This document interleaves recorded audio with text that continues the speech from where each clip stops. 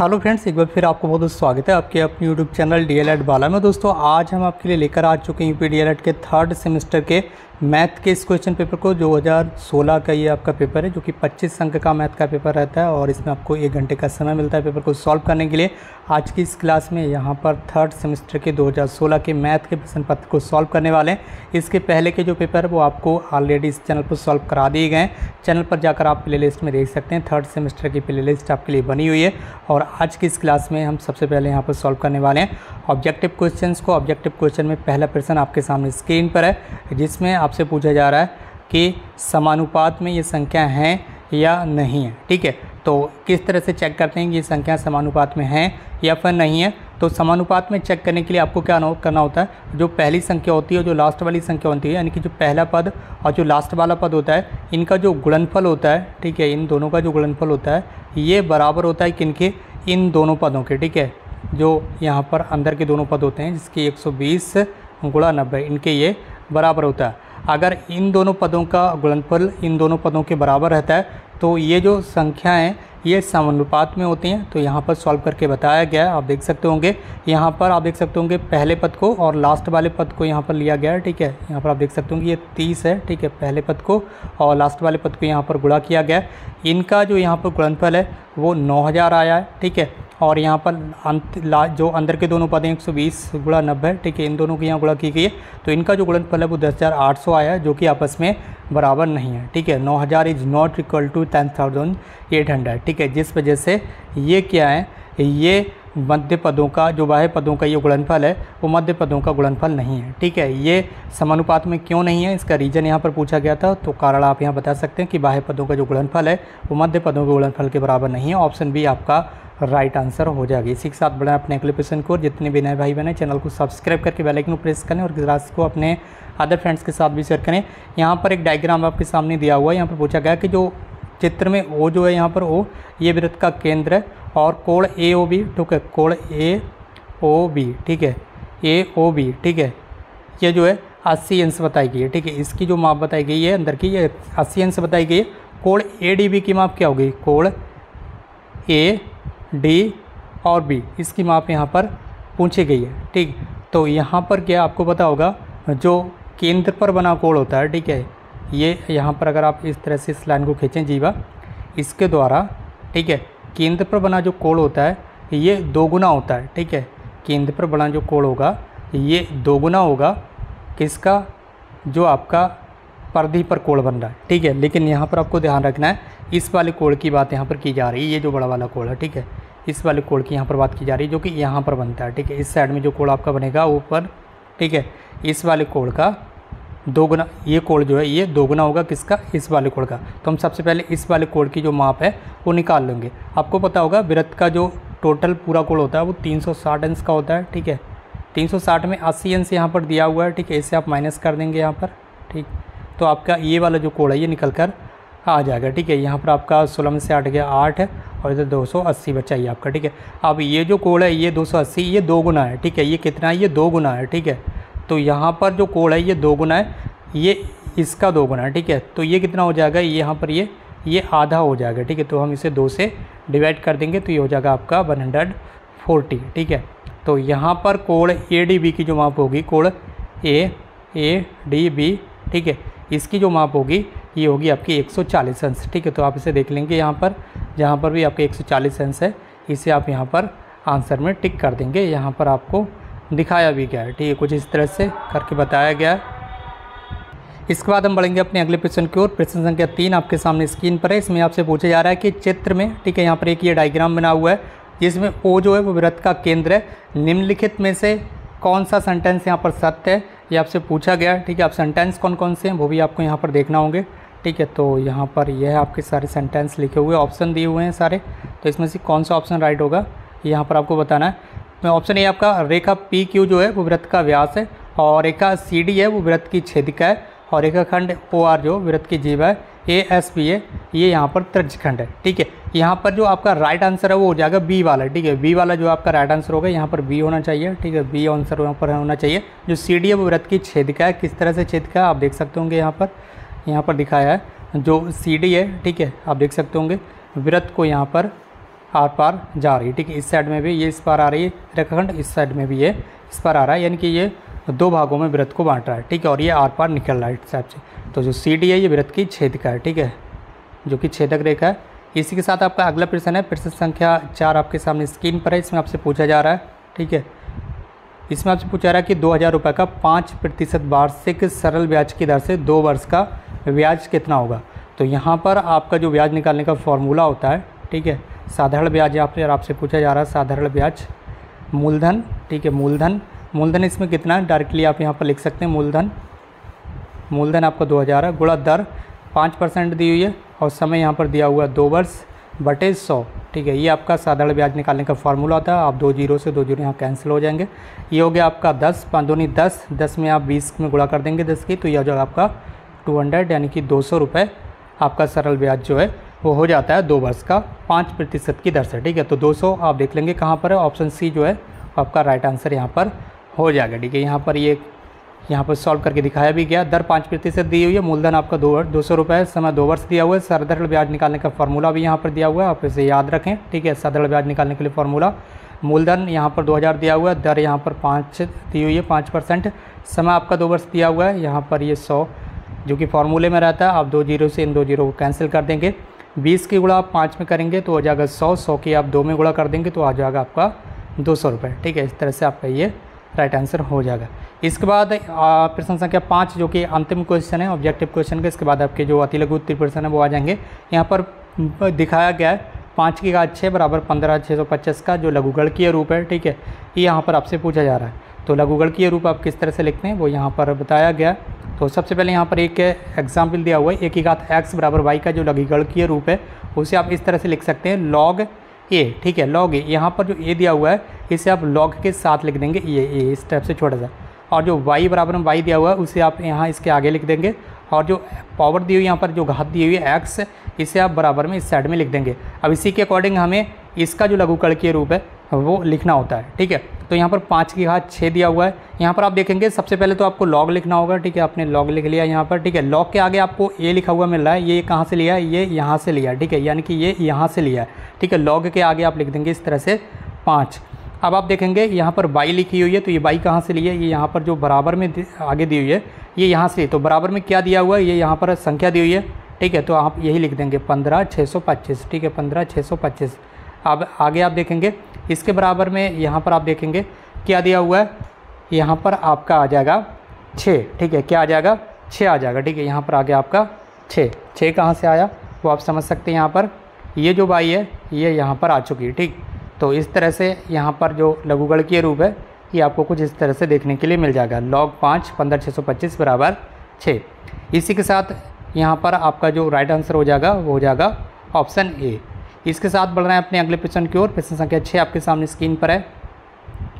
इसमें आपसे क्या पूछा गया, पूछा जा रहा है कि किसी कक्षा की 8 बालिकाओं की जो ऊंचाई है वो सेंटीमीटर में क्रम से 140, 142, 135, 133, 137, 150, 148, 148 दी हुई है, 38 दी हुई है। इन आंकड़ों की जो माध्यिका है वो आपसे पूछी जा रही है। तो चलिए इन आंकड़ों की जो माध्यिका है वो यहाँ पर देख लेते हैं। आंकड़ों की जो माध्यिका आप किस तरह से निकालते हैं, ठीक है। तो सबसे पहले तो ये जो संख्याएँ यहाँ पर दी हुई हैं इन्हें आप असेंडिंग ऑर्डर या डिसेंडिंग ऑर्डर में लिख सकते हैं, ठीक है, ये आपके ऊपर डिपेंड करता है। आप चाहें तो इन्हें आरोही क्रम में लिख सकते हैं जिसके यहाँ पर लिखकर बताया गया, ठीक है। ये सारी संख्याओं को आरोही क्रम में हमने यहाँ पर लिख दिया, इनके बढ़ते हुए क्रम में। अब इनकी संख्याओं को आप गिन लेंगे कि ये कितनी संख्याएँ हैं, ठीक है, ये भी फॉर्मूले पर डिपेंड करेगा। अगर इनकी संख्याओं की जो संख्या है, इन संख्याओं की जो संख्या यानी कि जो टोटल संख्याएँ यदि वो सम आती हैं तो सम के लिए फॉर्मूला आपका ये रहता है, जिसकी ये टोटल संख्या कितनी है 8 है, जो कि एक सम संख्या 8।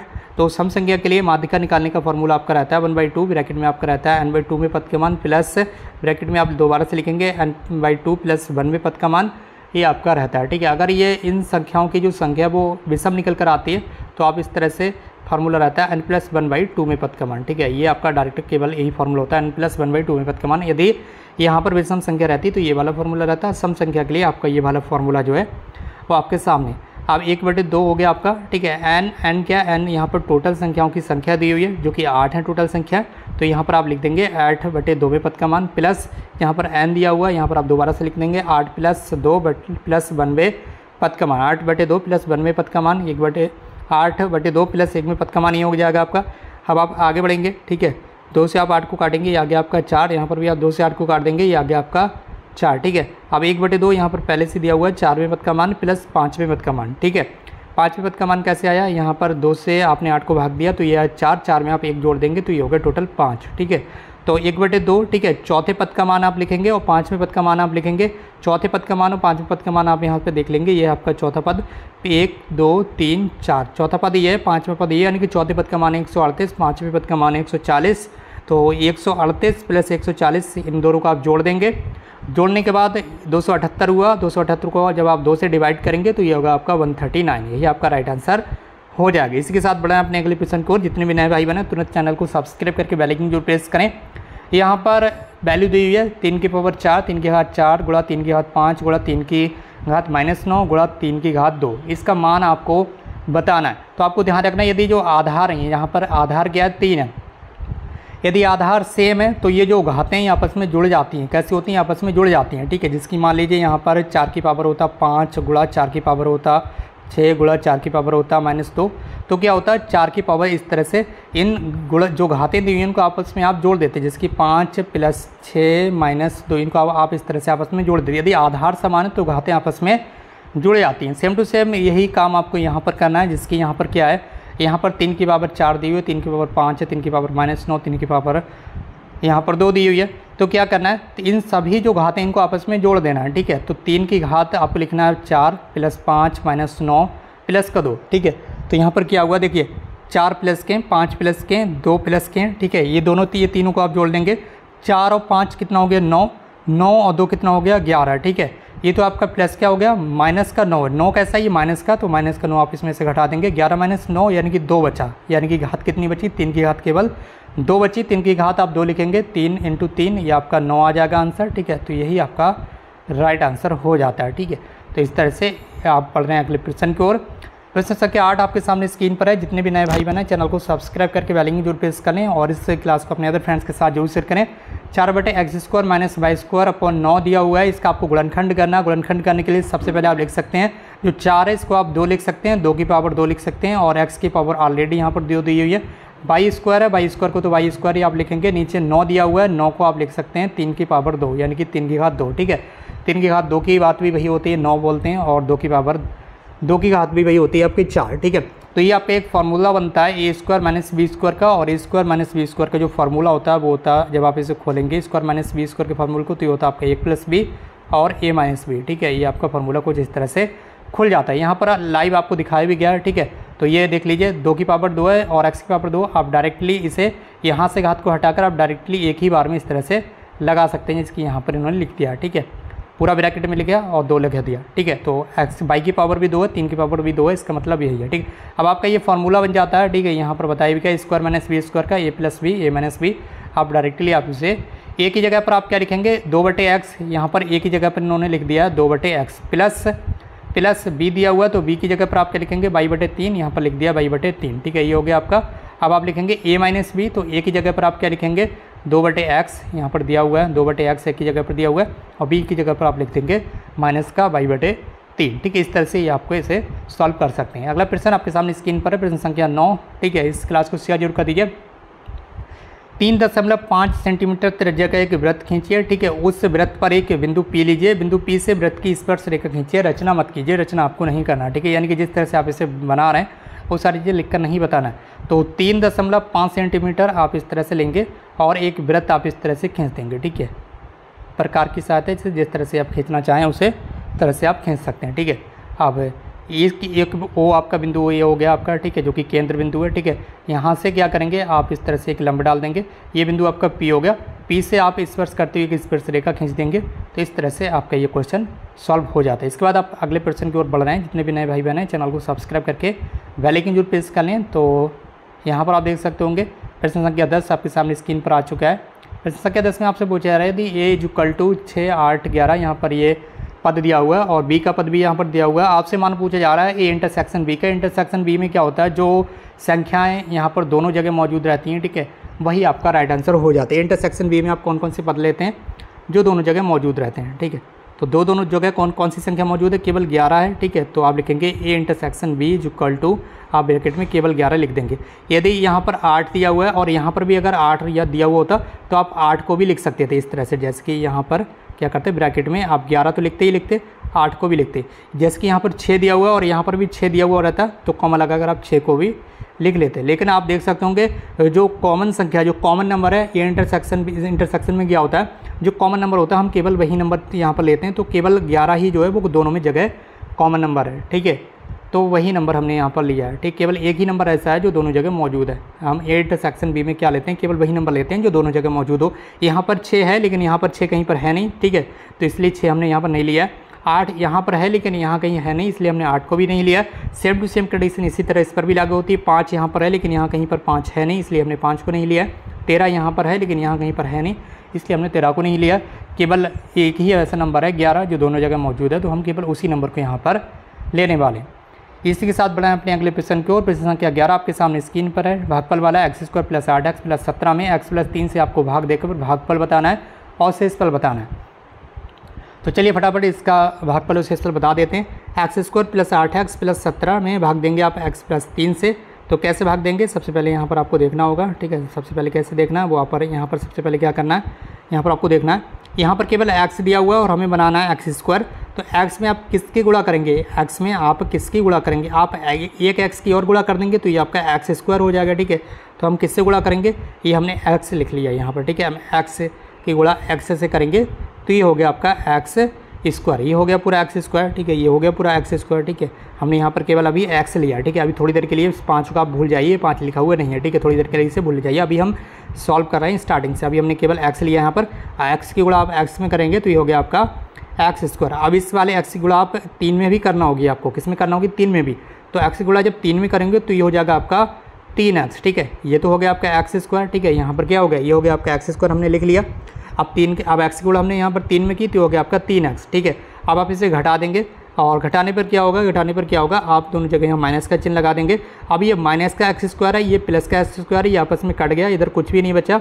अब ये माइनस का 3x है, नीचे आपने माइनस का चिन्ह लगाया तो ये जो 3x है ये माइनस का है, ऊपर जो ये प्लस का है। ठीक है, तो प्लस वाले की संख्या ज़्यादा है तो प्लस के 5x आपके ये बच गए। ठीक है, प्लस बराबर में आपका 17, तो 17 को आप डायरेक्टली आप यहाँ पर इस तरह से लिख लेंगे। ठीक है, अब दोबारा से आपको क्या करना है, यहाँ पर 5x है और यहाँ पर केवल x है। ठीक है, तो हम x में कौन सी संख्या से गुणा करें, आप x में 5 से गुणा करेंगे तभी ये दोनों गुणा होकर आपस में 5x बनाएंगे। ठीक है, तो हमने यहाँ पर इसीलिए ये प्लस का 5x ले लिया। ठीक, तो अब क्या करना है, 5 की गुणा आपको x में करना है तो ये होगा आपका 5x। ठीक है, अब 5 की गुणा आपको 3 में भी करना होगी तो ये होगा आपका 5 3 कितना हो गया, 15, 5 3 15 हो गया। ठीक है, चलिए अब आगे की ओर यहाँ पर बढ़ना है। 15 हमने यहाँ पर लिख लिया है। ठीक है, अब आप इसे घटाएंगे, घटाने के लिए आपको क्या करना होता है, यहाँ पर भी माइनस का चिन्ह लगाना है, यहाँ पर भी माइनस का चिन्ह लगाना, क्योंकि यहाँ पर प्लस का है। ठीक है, चिन्ह जो है वो आपस में पलट जाते हैं। तो ये हो गया आपका, ये माइनस का 5x, ये प्लस का 5x है, ये दोबारा से फिर कट गया, इधर कुछ भी नहीं बचा। अब ये माइनस का 15, ये प्लस का 17 है, तो प्लस वाली संख्या ज़्यादा है तो प्लस के 2 आपके बच गए। ठीक है, तो आप बता सकते हैं कि जो आपका शेषफल आया वो आया +2 और जो भागफल आया वो आया आपका x + 5, जो कि यहाँ पर आपको लिखकर बता दिया गया है अच्छे तरीके से। बाकी दोस्तों आप इस क्लास को शेयर जरूर कर दीजिए फ्रेंड्स के साथ। जैसे ही आपके जितने भी यहाँ पर ऑब्जेक्टिव क्वेश्चन हैं और अति लघु उत्तरीय प्रश्न हैं ये सारे सॉल्व हो जाएंगे सभी ईयर के। उसके बाद आपके जो लघु उत्तरीय प्रश्न है ये भी बहुत जल्दी इस चैनल पर सॉल्व करा दिए जाएंगे। तो इस चैनल को सब्सक्राइब करके बेल आइकन जरूर प्रेस कर लीजिए। बाकी दोस्तों आज की इस क्लास को यहीं पर समाप्त करते हैं। हमसे जुड़ने के लिए बहुत बहुत धन्यवाद। Thank you so much for connecting with us.